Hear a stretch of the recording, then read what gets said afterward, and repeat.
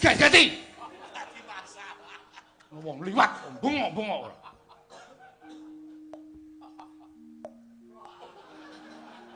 Deg-degan. Itu Petruk ngomong to, Bang. Lah panjenengan ana wong liwat kok ya bengok banter banget. Wong biasane ora liwat kene kok dadak liwat kene. Pokoke tak jaluk. Sembodo tak jaluk.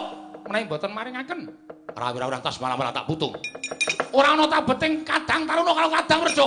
Kresna tanggep mungsuhe Baladewa. Werkudara. Werkudara.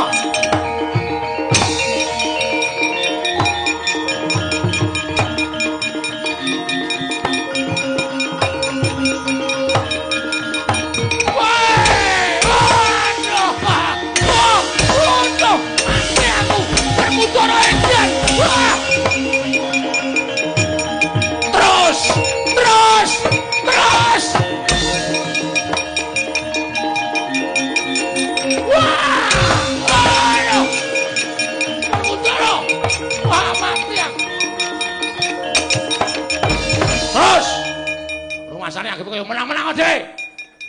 Pokoke dhe bojo arep dijaluk sing wedok karepe piye? Terus Den, mutar. Eleke ora. Dak dadamu iki dadane. Oh, kampungmu kapan kowe? Anggepe sak penake dhewe ora. Sapa-sapa arep dikalake, sapa-sapa arep dikalake. Apa rumasamu Ndara Werkudara wedi karo sampean?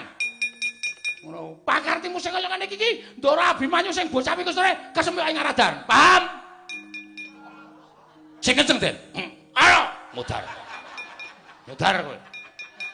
Anggepe apa? Lho ki Den mesakake. Niki keng neraka. Kadang werda. Mencla-mencele.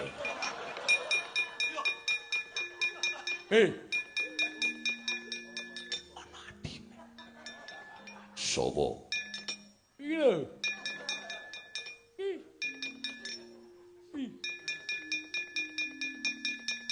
Mundur. Dara. Apa? Diluari. Ora rasa megan aku. Rasa megan. Oksigen apa piye? Hus. Ra kena.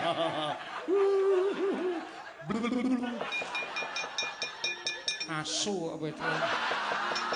Werkudara diculke.